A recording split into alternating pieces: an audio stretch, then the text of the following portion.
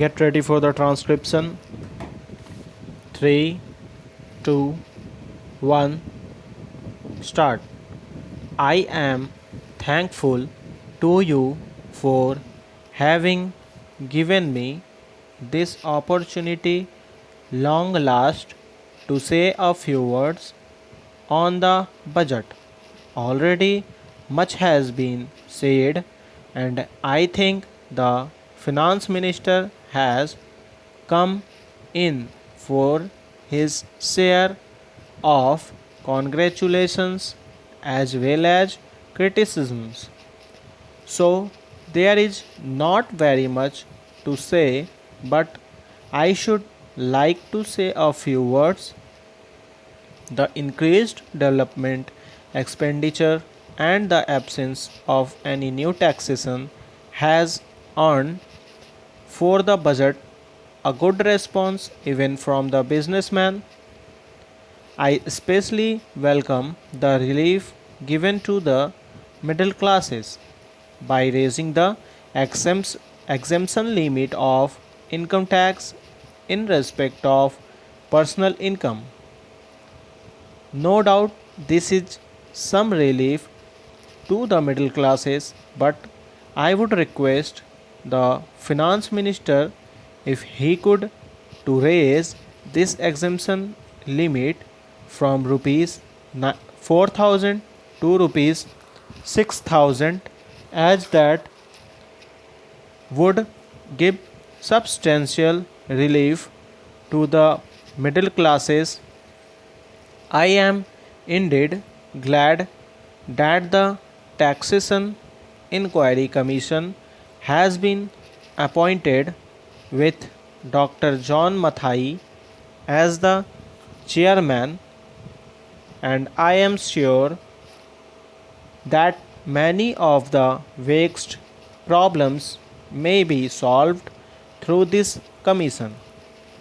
At the same time, I would request the finance minister to put off the estate duty bill for the present, since this inquiry commission has been appointed and they may go into this question, for I feel that it is not an opportune moment to put on more taxes on the people. Already, as Mr. Gatgill has pointed out, there are so many taxes on the people. The people are overburdened by taxes and they are just trying to recover their stability. So, in regard to estate duty, I would ask him to consider about it.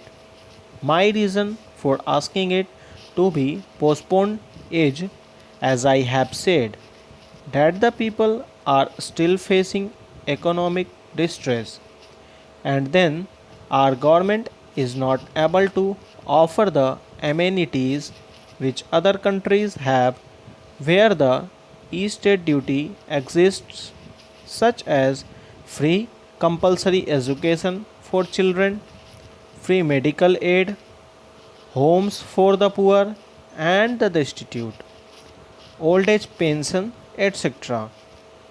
So, my humble suggestion is that this point may be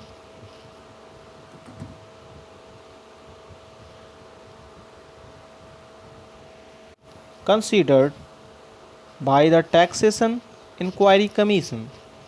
I agree that there is a brighter side of the picture, and that instead of continually harping on our poverty, we should also see the bright side. We are making encouraging progress towards laying the foundation of a welfare state. With the cooperation of all and the implementation of the 5-year plan, I am sure, sir, that we should be able to lay the foundations and fulfill the dreams of India. It is indeed encouraging to know from the finance minister that there is a tendency of lowering food prices all over the world, and in that case the prices in our country too would be lowered. Regarding defense, for obvious security reasons, I do not agree with my friends who say that the expenditure should be curtailed. It is not advisable to take any undue risks and slacken the defense arrangements. Indeed, defense is one of our valuable assets, although strange to say, there seems to be adverse opinion in some quarters. I agree with what General Karyappa once said that God and army are remembered only when there is trouble. The army consists of the most disciplined and loyal set of young men.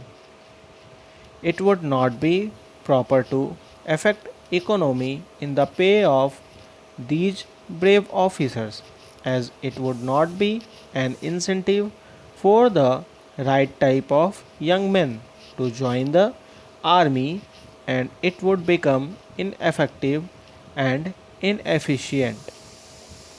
I believe already officers who were drawing rupees 1400 as their pay are now getting only rupees 700 and about rupees 100 as allowance. That is, they are getting about half of what they were getting before. It is very hard for those officers on field duty to establish separate establishments for their families and for their children, and I would specially appeal to the finance minister to see that the family allowances may be restored to those officers who are on field duty. Economy in army could be affected in other ways. There is a scope for more efficient operation of defense industries, which process seems slow, and by purchase policy of utilizing goods and stores indigenously manufactured. Preference should be given to country made war materials such as could be produced here, and they would be cheaper than foreign made goods. I may also suggest that the armed forces who are not on field service or under any operation commitments could be utilized for giving military training to the youths in schools and colleges, which would teach discipline and loyalty. The university authorities should make military training as part of their compulsory education, just as they have adopted social, domestic, and political sciences.